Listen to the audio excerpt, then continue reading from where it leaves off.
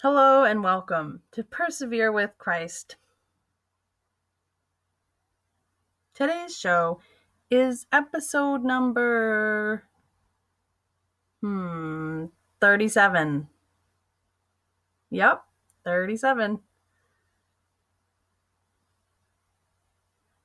Our guest today is a deaf young adult from Boston who has been involved in our church in a great way for many years, and her name is Rachel Weber. Hello again and welcome back. The plan for today is that I will be reading the gospel, and then I will turn it over to Rachel for her reflections. All right.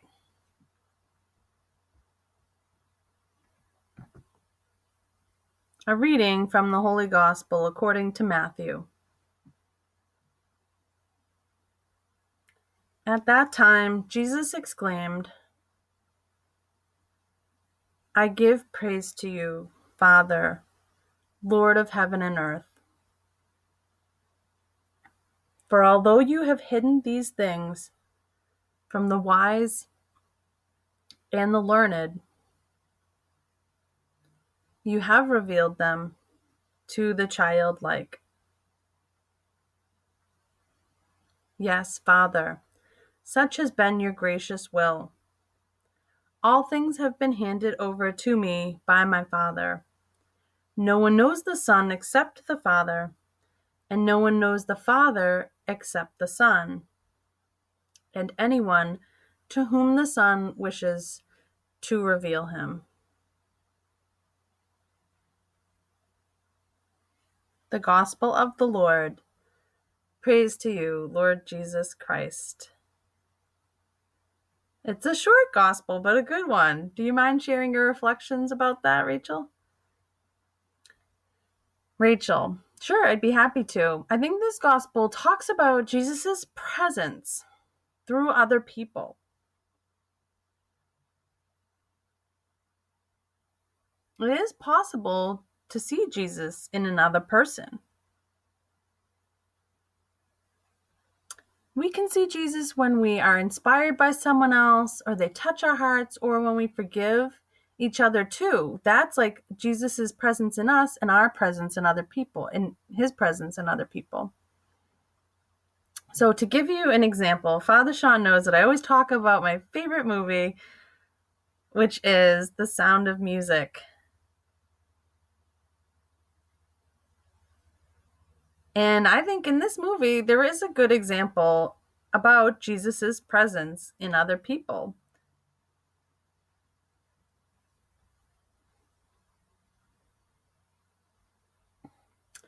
The father in The Sound of Music has 7 kids, and he needs the help of a woman who comes from a convent to take care of his kids.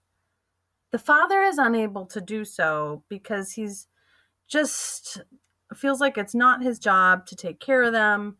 He would rather hide away, and that's because he is still grieving the loss of his wife who died.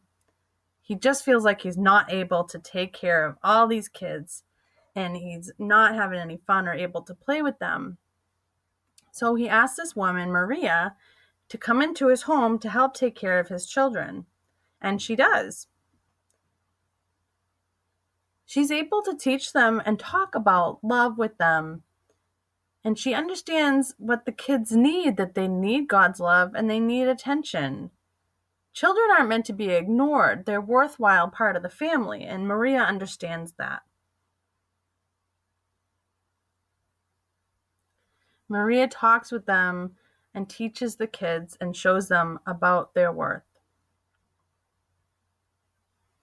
And the father, meanwhile, is still kind of out of the picture. He's not really paying attention at that part in the movie. But then later on, when the father hears the kids singing and talking with each other, he goes into the home and he has this change of heart.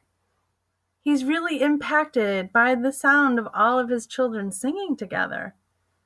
It's such a joyful noise that it actually is able to change his heart. It's able to reach him. And I do think that's a good example of Jesus's presence through other people helping to change this man's heart from a heart of stone to a soft heart that can feel again. He is now able to enjoy his family. And I do think that that is Jesus's presence in the kids, and Maria helps to show Jesus to the Father and helps him to have that change of heart so that he is open to being with his family again and he's able to feel and be a part of it all. Jesus gives him his kindness, his love, and his gentleness through his family members. So I do think that's a good example. That's my story. It's a beautiful movie, Father Sean. Yeah, it is a really inspiring movie. I think it would be a good one to watch during the Easter season because the father is experiencing such grief and he's not able to see the good things around him. His faith is kind of shriveled up. But when Maria comes into his life, she's able to help him grow that faith again and have that change. Rachel, yeah, I think it would be perfect for the Easter season, but also, maybe for Lent too, because if we, had people analyze the movie, if they're going through a time of grief, for example, or, they're experiencing a loss of faith, they could have a renewed faith from watching that movie and talking about it. Father Sean, yeah, that's a good point. In the gospel today and in the movie, as we talked about, I think we see this theme that we can be Jesus for other people. It may be the case that other people are overlooking God and they have hurt and loss and grief in their life and they feel like they don't have any hope. But what we can do is we can take the place of Jesus for them in their lives and show his presence to them. We can remind them to have hope and what it means to live a life of holiness, of peace, and of freedom. And also to be grateful too. Rachel, right? Maria was a nun in a convent and she left the convent and decided to work for the family. But when she left the convent, she took her faith and her love with her to share with the family, and she helped them to grow as well, all the members of the family. Father Sean, I'm curious, have you had the experience of Jesus in you for other people, of sharing Jesus with others? Rachel, I'm not sure about that. Father Sean, well, I do think you have, because I see you smiling all the time and it reminds other people to smile and about the importance of being happy and accepting challenges in their lives. Rachel, yeah, I guess I do through Jesus. I do smile a lot because I am happy, and I do like to remind people to be happy and to smile and to stay positive. And I try to love all people because Jesus said to love everyone. So I do stay positive. That's true. Father Sean, exactly. Thank you for joining us on our show today. I really appreciate your reflections, especially mentioning that movie, because I think that is a popular movie. A lot of people love that and appreciate it. Rachel, and I think it's deaf friendly too. It's very visually interesting. There's a lot of dancing, even if you can't hear the music, you can still watch it and enjoy the fun. So I recommend it for everyone, including deaf people, to watch The Sound of Music. Father Sean, and we can be Jesus for other people. That is an important takeaway message. Do not give up, especially in today's challenging times. We need to hold on to our faith and be Jesus for other people.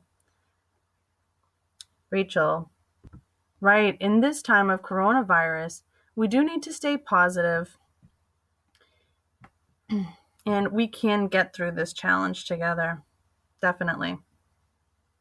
Father Sean, thank you, Rachel, for joining us today, and I look forward to you coming back with us again on the show next time. God bless. Bye-bye.